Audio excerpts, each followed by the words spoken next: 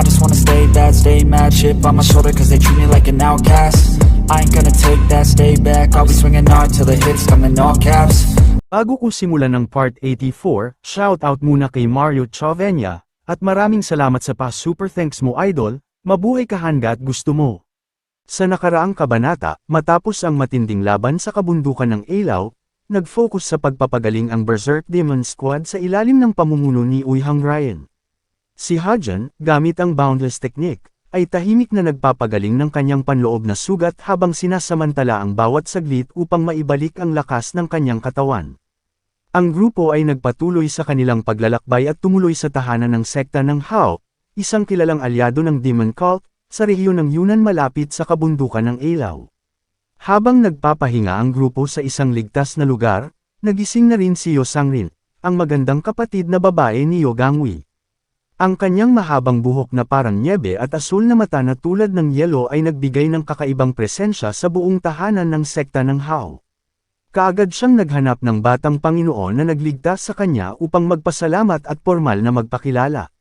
Nang makita niya si Hajan, na noon ay nasa gitna ng bakuran, naglakad siya patungo rito.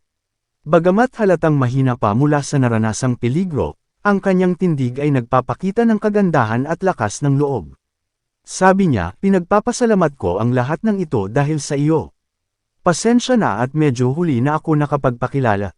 Ako si Yo Sangrin. Katabi niya si Yo Gangwi, sabi niya, nabalitaan ko ang mga nangyari mula sa kapatid ko. Hindi ko alam kung paano kita mapapasalamatan sa lahat ng ginawa mo para sa amin. Sabi ni Hajan, huwag mong isipin na kailangan mong magbayad o anuman. Nagkaroon kami ng kasunduan, kaya huwag kang mag-alala. Naging seryoso ang tingin ni Hajan at sinabi, ano paman, nakita ko na may natutunan kang isang natatanging martial art technique. Hindi ko agad ito nakilala noong una dahil sa nangyayaring kaguluhan sa paligid. Magaling nga ito, pero mukhang hindi pa kumpleto. Bahagyang nagulat Yo Sangrin na nakilala niya ang teknik na ginamit niya.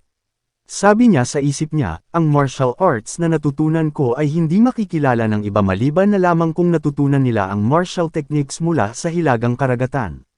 Kahit pa sila ay nakarating na sa mas mataas na realm, hindi nila madaling matutukoy ang mga katangian nito. Hindi lang siya malakas, matalas din ang kanyang isip. Hindi siya kaagad nakapagsalita. Napako siya sa kanyang iniisip, pilit inuunawa ang misteryong nakapalibot sa batang lalaking nagligtas sa kanya. Samantala, si Hajan, na tila walang pakialam sa naging reaksyon ni Sangrin, ay mabilis na tumalikod.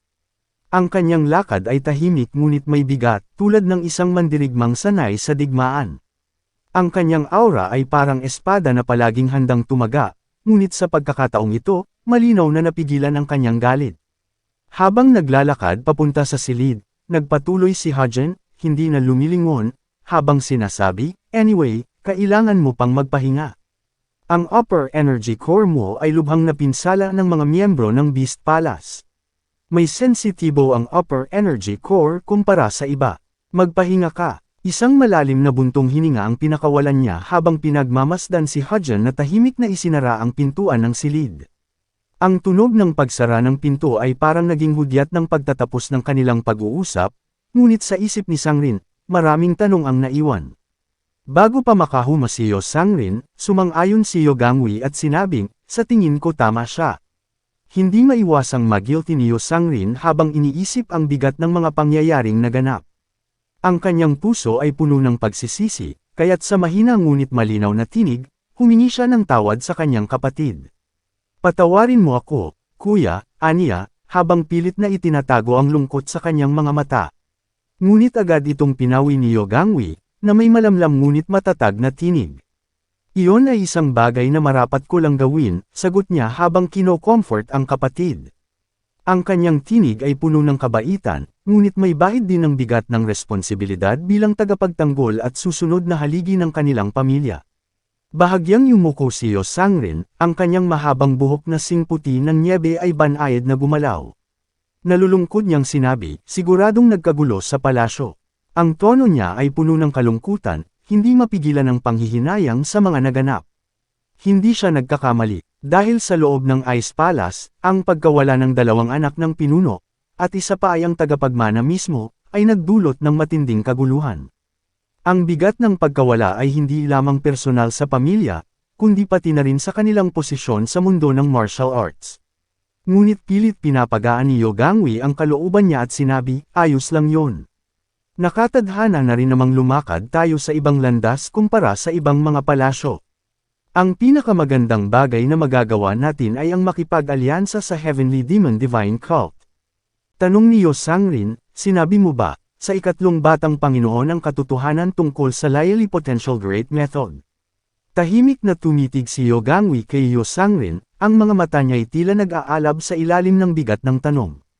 Mariin niyang sagot, hindi ko sinabi. Si Yosangrin, bagaman may bahid ng pag-aalinlangan, ay nagpatuloy, dapat mo itong sabihin. Naniniwala akong hindi magandang kaalyado ang Heavenly Demon Divine Cult kung isa sa alang-alang ang mga sabi-sabi tungkol sa kanila, pero nagtitiwala ako sa desisyon mo. Patuloy niyang kinukumbisi ang kapatid at sinabi, nararapat lang na malaman niya ang katotohanan tungkol sa kanyang kaalyado. Nauutol na sabi ni Yogangwi, Ririn, mayroon din sana akong pabor na hihilingin. Ano kaya ang pabor na hinihiling ng kanyang kapatid? Kung ano ito ay malalaman natin mamaya sa dulo ng kabanatang ito. Samantala sa loob ng silid ng ikatlong batang Panginoon, pumasok si Dangpil at inanunsyo ang pagdating ng isang inaasahang bisita. Aniya, batang Panginoon, dinala ko na po ang taong namamahala sa sekta ng Hao. Habang nakaupo sa gitna ng silid, sabi ni Hajan, sige, papasukin mo. Binuksan ni Dangpil ang pinto, at pumasok ang isang matikas na binata. Ang kanyang mamula-mulang buhok ay tila nag-aapoy sa liwanag ng lampara, at ang kanyang presensya ay agad nagdala ng tensyon sa silid. May karisma siyang hindi basta maitatanggi, ngunit malinaw sa kanyang ekspresyon ang seryosong layunin. Paglapit niya, tumigil siya sa ilang hakbang mula kay Hajan at tumitig ng diretso sa batang Panginoon. Sa bahagyang malalim na boses, nagtanong siya, gusto mo raw akong makita? Tahimik na tumugon si Hajan, ngunit taglay ang bigat ng kanyang titig, na parabang sinusuri ang bawat kilos at ekspresyon ng binata bago magsalita. Sabi ni Hajan, nabalitaan ko na may sangay ang sekta ng Hao sa Guangxi. Ligtas ba ang lugar na iyon? Tugon niya, oo. Sabi ni Hajan, nais kong magpadala ng tao doon.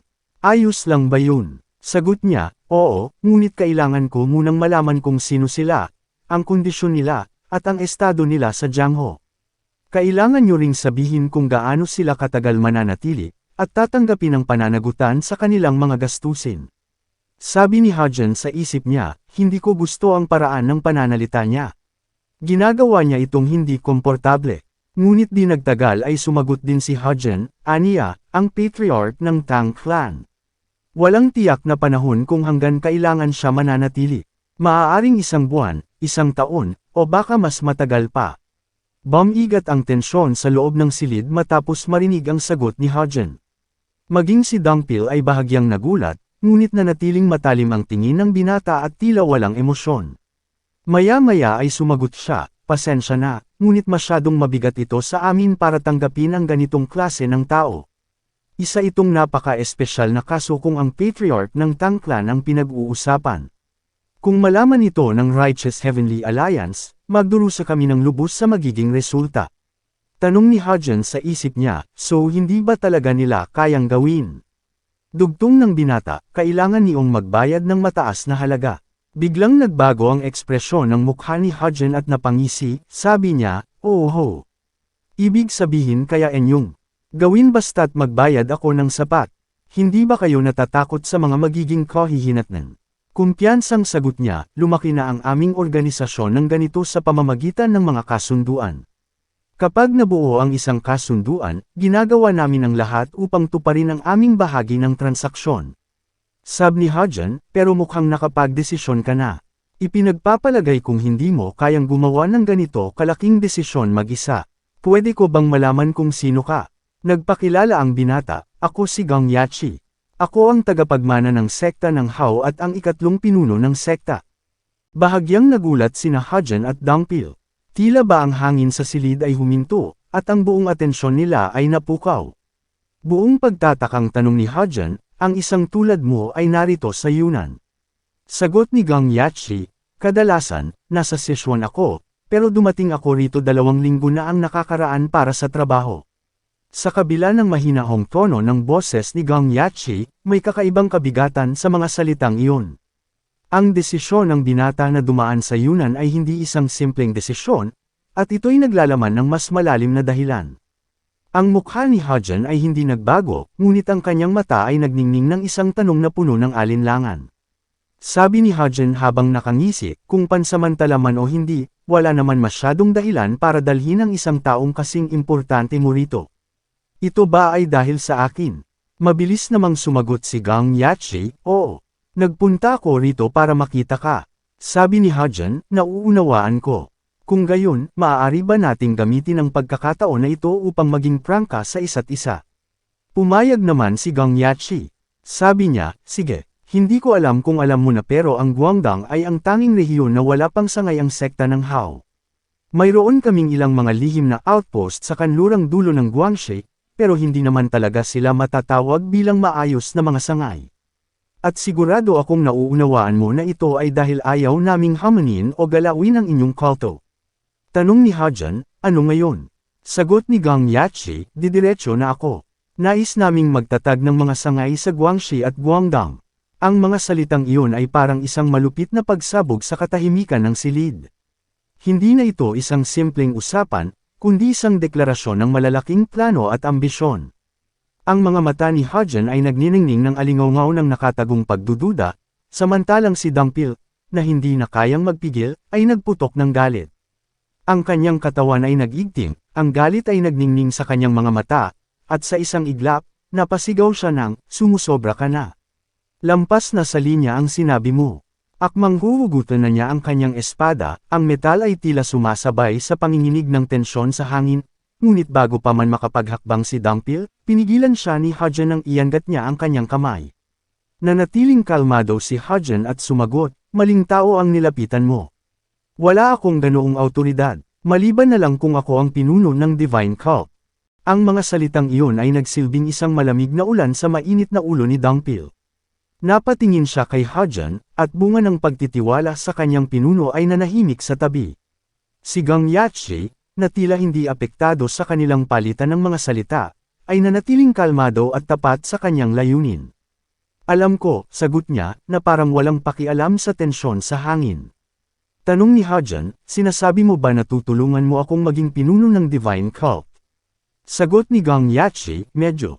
Paglilinaw na tanong ni Hajun, iyon ay isang tanong na masasagot ng oo o hindi. Paliwanag ni Gang Yachi, kung babagsak ang Righteous Heavenly Alliance dahil sa iyo, malaki ang tsansang kayo ang mapipili bilang tagapagmana. Ang kanyang mga mata ay nagsasabi ng isang bagay na higit pa sa simpleng impormasyon, may kakaibang kaalaman siya na hindi agad nauunawaan ng lahat. Ang reaksyon ni Hajun ay matalim at mabilis. Nanlaki ang kanyang mga mata sa gulat nang mapagtanto niya na alam ng sekta ng Hao ang kanyang pinakamalalim na layunin, ang plano niyang pabagsakin ang Righteous Heavenly Alliance. Ang mga lihim na iyon na itinagong mabuti ay ngayoy hayag na. Isang katanungan ang umikot sa kanyang isipan, ano pa kaya ang mga nalalaman ng sekta ng Hao tungkol sa kanya? Pinagpatuloy ng dalawa ang kanilang pag-uusap habang naglakad-lakad sa gitna ng isang mapunong daanan. Ang hangin na humahaplos sa kanilang mga mukha ay tila nagiging saksi sa bigat ng bawat hakbang nila. Tanong ni Hajun, anong alam mo tungkol sa akin? Malamig ngunit kumpiyansang sagot ni Gang Yachi, na kinamumuhian mo ang Righteous Heavenly Alliance. Tanong ni Hajun, bakit mo naisip iyon? Sagot ni Gang Yachi, kontrolado namin ang impormasyon sa buong Zhongyuan. Pero kakaunti lang ang hawak na intel namin pagdating sa Heavenly Demon Divine Cult. At karamihan ng impormasyong iyon ay tungkol sa iyo. Naging aktibo ka nitong nakaraang taon. At talagang hindi ito inaasahan dahil hindi naman talaga nakikialam ang Heavenly Demon Divine Cult sa mga gawain sa Jianghu nitong nakaraang 3 dekada. Unang beses kang lumitaw malapit sa Hunan at Jiangxi nang makipaglaban kayo sa mga miyembro ng Beast Palace. At doon, pinatay mo si Jung Ilyong, isang elder mula sa Righteous Heavenly Alliance. Napalingon si Hajun sa kanya habang nagpapaliwanag siya at naisip niya sa sarili niya, nakakamangha ang galing nila. Inalis ko ang lahat ng bakas ng laban na iyon, pero nalaman pa rin nila. Nagpatuloy sa pagpapaliwanag si Gang Yachi, pagbalik niyo sa kulto, nagtungo ka sa Hunan bilang Special Inspector General, kung saan iinspeksyonin ninyo ang 7 pamilya ng Demon Cult. Doon, nakipaglaban ka sa Sword Palace. At pagkatapos noon, nagkaroon ka ng isa pang labanan sa Beast Palace. Sinabi ng pinuno ng aming sekta na napakagaling nyo sa mga laban na iyon. Kakaunti lamang ang impormasyon na meron kami tungkol sa mga tagapagmana ng Divine Cult, pero sinabi pa rin niyang malaki ang papel mo sa kompetisyon ng pagmamana. Tiningnan ni Gang Yachi ang batang Panginoon at patuloy na sinabi, maaaring alam mo na ito, pero ang Beast Palace, Sword Palace, at ang Heavenly Dragon Palace ay mga kaalyado ng Righteous Heavenly Alliance. Hinaranggan mo ang dalawang pagtatangka nilang palawakin ang kanilang teritoryo sa Zhongyuan. At malaking bahagi ng tagumpay na ito ang pagpatay kay Jung Ilyong. Si Jung Ilyong ay isang napakakurakot na tao. Nagkaroon din siya ng lihim na kasunduan sa tagapagmana ng Beast Palace. Gayunpaman, kung tutusin ay hindi na kinakailangan na patayin mo siya. Sa totoo lang, hindi nyo dapat ginawa iyon, kung isa sa alang-alang ang mga magiging kahihinatnan. Pero, ginawa mo pa rin ito. Nagpatuloy sa paglalakad ang dalawa at sinabi ni Gang Yachi, marahil, nagkataon lang ito. O baka ipinag-utos ito ng pinuno ng Divine Cult, pero duda ako rito. Tanong ni Hajan, bakit mo naman iyon naisip? Sabi ni Gang Yachi, sinasabi ng mga martial artists na naaamoy nila ang chi. Ganon din kami na humahawak ng intel. Marami na akong nararamdaman at nahihinuha mula lamang sa isang piraso ng impormasyon. Tumigil sa paglalakad si Gang Yachi at seryosong sinabi sa lumiinggong si Hajan, na kumpira ko na tama nga ang hinala ko. Kinamumuhian mo ang Righteous Heavenly Alliance. Samantala, tahimik na pinagmasdan ni Hajan si Gang Yachi at seryoso ang kanyang tingin. Sabi niya sa isip niya, matalino siya. Nahinuhan niya ang aking intensyon mula lamang sa ilang piraso ng impormasyon. Alam niya kung paano gamitin ang kanyang kalakasan nang hindi nagpapakita ng yabang. Sinabi ba niyang ang pangalan niya ay Gang Yachi? Nagsalita na rin si Hajan at sabi niya, ibig sabihin, gusto mo akong tulungan maging pinuno ng Divine Cult, at bilang kapalit, gusto niyo na magtatag ng mga sangay ng sekta ng Hao sa Guangxi at Guangdong, tama. Agad namang sumang-ayon si Gang Yachi. Sabi pa niya, hindi ko kailangan ng sagot ngayon mismo. Pakiusap pag-isipan mo sana ito. At isa pa, handa akong tanggapin ang patriarch ng Tang Clan. Tanong ni Hajan, at magkano ang halagang hinihiling mo? Nakayukong sagot ni Gang Yachi, sa palagay ko, ang halaga ng buhay ko dahil sa aking kalapastanganan sa pag-uusap na ito ay sapat na. Makikita po tayo muli. Bahagyang napangiti si Hajan sa kanyang narinig. At naisip niya na matagal na panahon na mula nang nakatagpo siya ng isang taong ganito katalentado at katalino.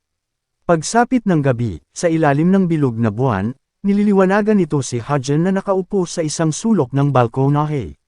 Malalim ang iniisip habang nakatingin sa langit. Sabi niya, magulo nga ang mga bagay-bagay ngayon. Hindi naman komplikado, pero marami akong dapat isaalang-alang. Mas simple ang buhay ko noon.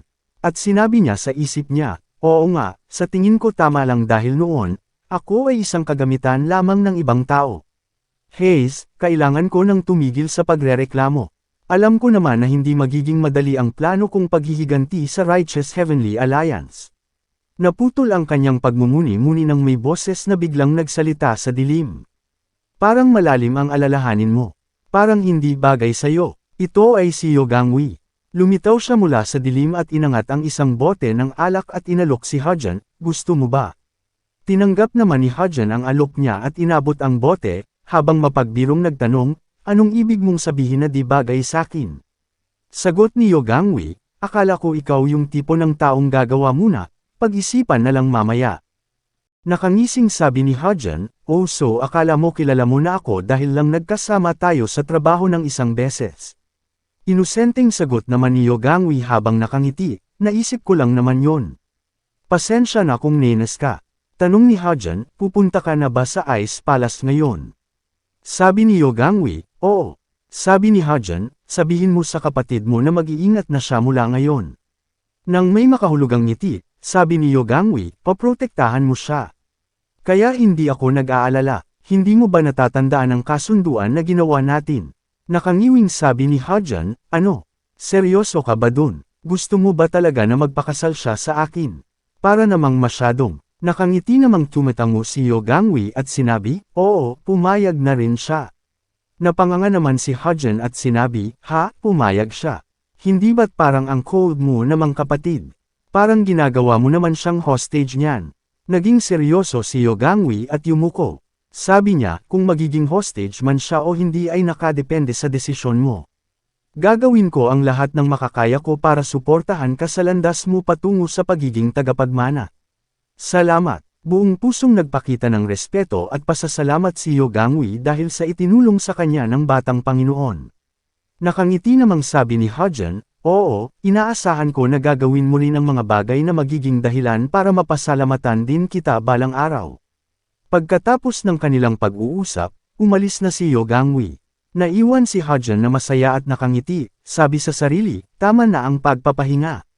At sinampal ang kanyang sarili para gisingin ang sarili. Kailangan niyang makabalik sa focus. Habang nakatingin sa malayong tanawin ng mga kabundukan na nakapaligid, buong determinasyong sabi niya, sigurado akong naghihintay sa akin ang una at ikalawang batang Panginoon. Kaya kailangan ko nang bumalik at makita ang mga nakakasuya nilang mukha. Sa pagbabalik ni Hajin sa Divine Cult, ano kaya ang mga panibagong hamon na naghihintay sa kanya? Abangan ang bagong yugto ng pakikipaglaban ni Hajin.